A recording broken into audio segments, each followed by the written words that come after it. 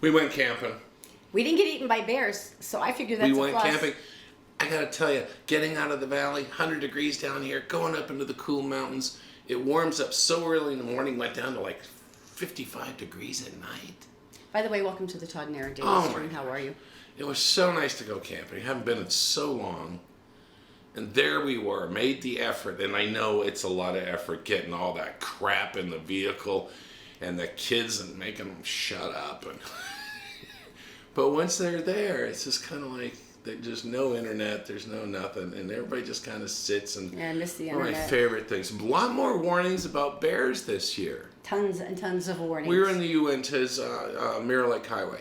And we're up there, and there were a lot of notices about making sure, there's some bears. That you should, what you should do, which is, number one, get all the food out and trash out of your campsite and put your food in your car and take all the trash and put it in the dumpsters, which, for the first time in the longest time, are bear-proof.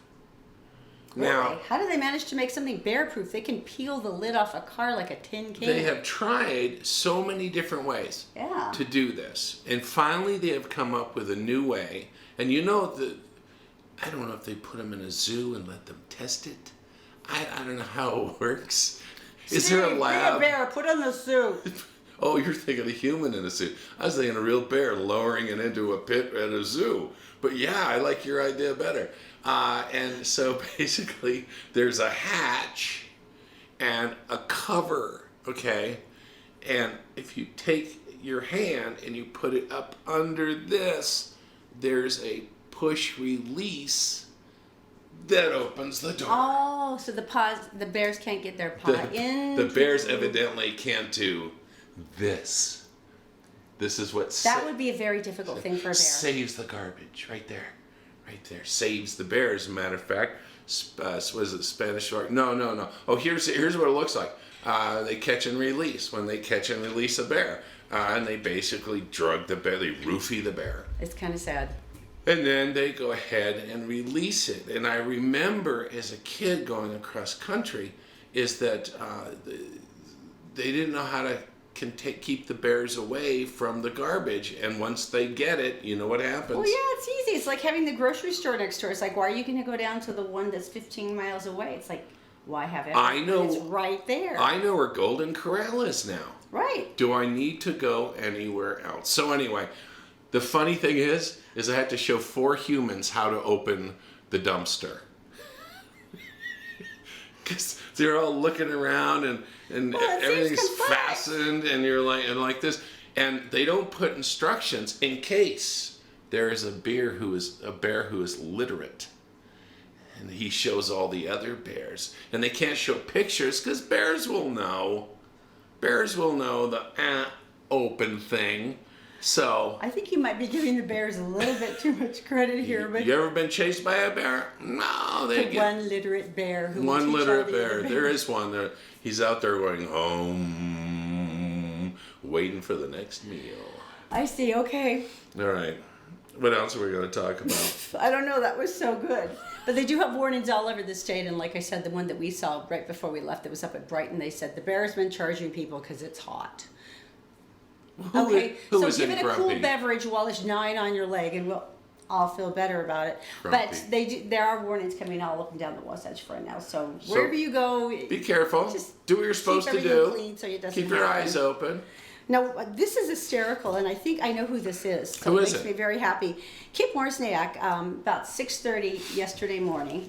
What's his name? Kip Wozniak, and I believe this is Kathy. We know a I think Wozniak. this is Kathy's husband. Kathy, the soap lady. She does all the beautiful soaps. She does the soaps, and she has them down at the farmer's market in Pioneer Square. Now, this is infuriating because, and all of us know what a porch pirate experience is like now, but this neighborhood in particular in Cottonwood Heights, someone had been stealing everything.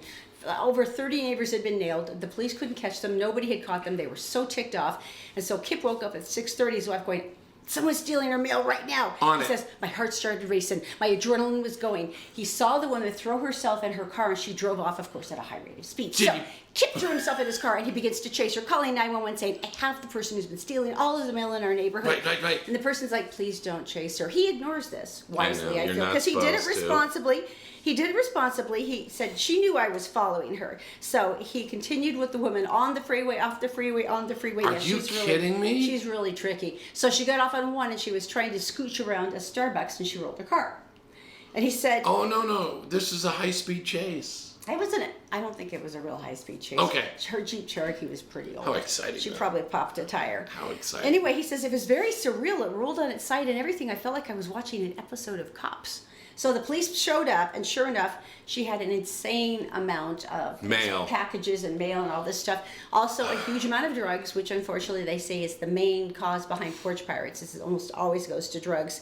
And they said she's got a history of it. She knows how to do this well. Right. But they've nailed her. And Wozniak said, look, I'm so glad. He said, once your identity gets stolen, it's a nightmare. Oh. He said, it's not even like losing a package off your porch. It's a full-time job. He says it's thousands of dollars and thousands of man hours. And he said, I just wanted to spare my neighbors if they could. But I love the fact that he's out of bed, in his pajamas, into the car, and he's off chasing Did this they woman. charge him with anything? Oh, of course not. Tanya Foster is the one who has done it. Tanya Foster. So Wait, 48 Tanya, she's the bad person. She's the bad person. You're a bad person. Found 48 separate families worth of mail and packages and ID in her car. And to Wozniak, bad boys, what you gonna do? Oh, yeah. What you gonna do? We're proud of you. For you. Now, this is the time of year that you do see a ton of animals flooding to the shelters because Wait. dogs and cats have puppies and kitties, and all of a sudden nobody wants to deal with all those litters. Layton is finding a 40% increase going on right now that That's has scary. nothing to do with kittens and puppies. Then what's that coming from? It is because of their new ordinance that they have in the city, in the city limits of Layton, which is 2 pets. So people who had more pets than that, once the ordinance went into effect, they had to give them up? That's one of the deals that's That going on. seems like that should be a grandfather clause. In the city limits, you are allowed to have. How did this ever pass? Because I'm sure there are hoarders, which are kind of easy to pick out, by the way. Well, it's in your very frustrating, neighborhood. though. We nursed a litter of kittens, fostered a litter of kittens in the Right, Humane Society right. this year that were from a huge family, a huge group of pets that came in from one hoarder. And these guys were so sick, and we lost 2 of them. It's the first time we've ever lost kitties. Right. So I have very personal issues about pet hoarders. They make me very angry. I think they're easy to find. I think they're easy Not to hear. always, I though. think they're easier than. We know people who have 2 dogs and a cat. We know other people who have 3 cats. Those people are now in defiance of an ordinance in Layton and are required by law, a ridiculous law, to turn one in. That's not going to happen. And whoever passed this should be taken to task on this. Well, but apparently it is, because if they're seeing a 40% increase. The nice thing is that they're... Can you imagine bringing one of your pets How do you to a shelter? They say we have a 1 hour turnover. One comes in, they go out. That's Another the one nice thing, comes in. apparently, because they put out a call like, help us, we're bursting at the seams. People have been going in and adopting pets, which makes me so proud of you. Thank you. That is so I awesome. would bolt the door shut and wait for you to come for them. That's what I would do. You would not take my animal. You would not. Never. Ever. Well, the ordinance... But do we know if it's just cats and dogs? And do we know if it's by weight? Because I suddenly see cats and dogs on treadmills. I see a snake on a treadmill. What about a I say, chinchilla? Rats. What about gerbils? Gerbils don't really count as pets. Do they? Or Should don't they? they? What about They're very goldfish? small. How many fish can you have in a tank? See how difficult this is? Well, one pet owner actually had a pretty good idea. She's trying to get them to pass an ordinance. She's got a big thing up on change.org if you want to go take a look at it. But what she's suggesting is, okay, for responsible pet owners, at least let us have 2 dogs or 2 cats or whatever, and then 1 rescue animal. She said, just change the ordinance enough that if we're taking a rescue animal, we can have 3. That seems reasonable. How many issues did you have with hoarding that allowed you to go and pass something like this? Because Well, but you have to it's remember, 1 though, in 1,000. It's well, one it's in not a... even just pet hoarding, though. You have to remember, if you live in a neighborhood and maybe somebody's got 5 dogs, and all you've got is barking. Oh, day long. Okay, now I changed my I'm mind. not looking at our neighborhood at all. Now I changed my mind. Or just, or just the fact that maybe you've got somebody who has outdoor dogs and cats and they let them wander everywhere and poop all over your lawn. But basically what the animal services guy said is we were trying to look at balanced lifestyle issues here in Layton. You're not going for this, huh?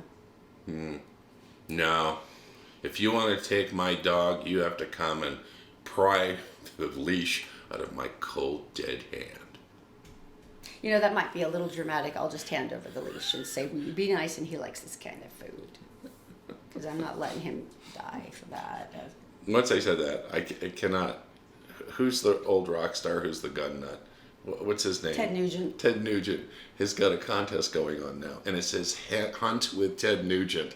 And it was on Facebook. And I said, what kind of weapons do we use on him? Comma, non-lethal, of course. That was good. Sorry what that brought that. I don't know, but I enjoyed it. Okay, where are we? All right, tell me something good. Tell me this is not wonderful. Tell okay. me. All right, go ahead. Now, a long time ago, this is interesting. This actually started with the political movement Occupy Wall Street that happened during the Great Recession. Right. When they were like, what the hell have you people been doing here? And literally protesters were camping out on Wall Street trying to draw attention to, these are all the games that they played. This is all the stuff that they were doing that caused this collapse. And that the regular person is suffering. Well, one of the things that they discovered, of course, was about medical debt. Now, it was really interesting.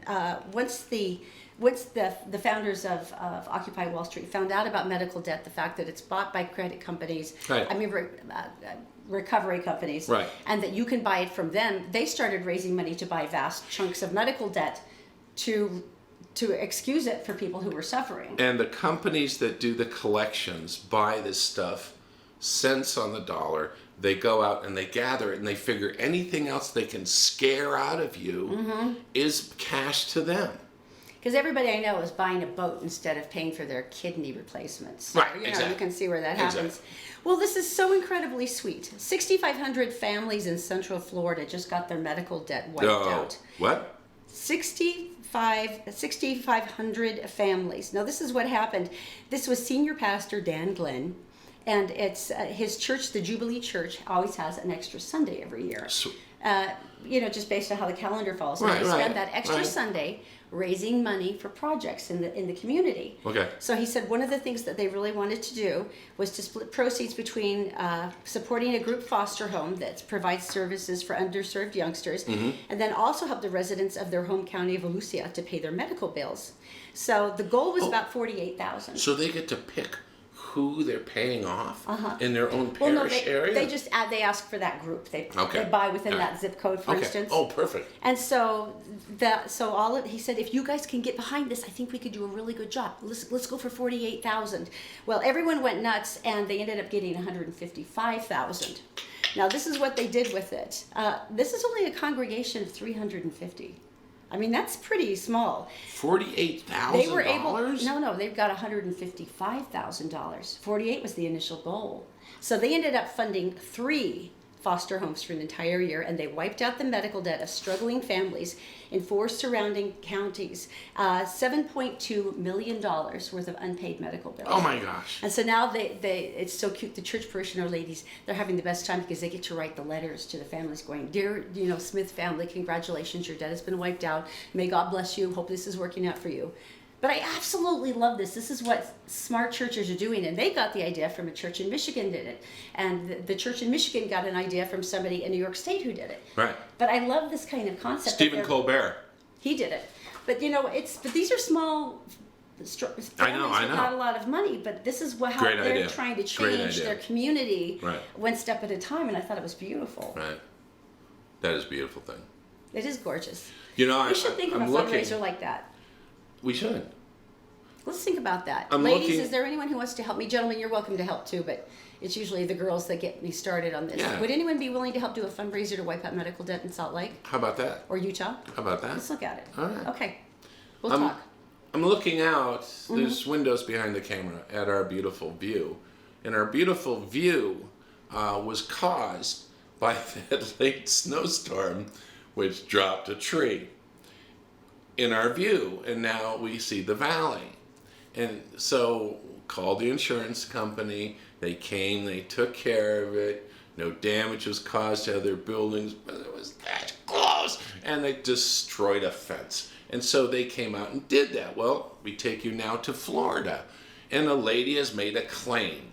And she's put the claim in. And you may remember we actually talked about this story. We did. And so basically, what happened is, it was one night, couple beers, and an 11-foot alligator got a little, I don't know what's the word. I don't think the alligator was drinking beer. Shh. A little amorous. So he went on the prowl. And he walked up to this woman's house. And they have those little windows at the bottom and then the bigger window on top, right at ground level. And he turned and he saw a reflection of another alligator. Popped another beer, drank it, and decided, that's the alligator for me, because it was a reflection. Crashed through the window, went into her house. Think of an alligator's tail whacking around. 11-foot alligator, they got a lot of action going on. There was a serious amount of damage. That's what he was in the kitchen, looking. He in was the house. looking for that action. Big holes. But every time his tail would go, it would like take out all his drywall and 2x4s, and he walked through like the entire house. She then called her insurance company. The alligator, it's well documented because it's been all over the news. We even covered it. You can see all the damage. They're not going to cover it because her deal does not cover wildlife. You're in Florida.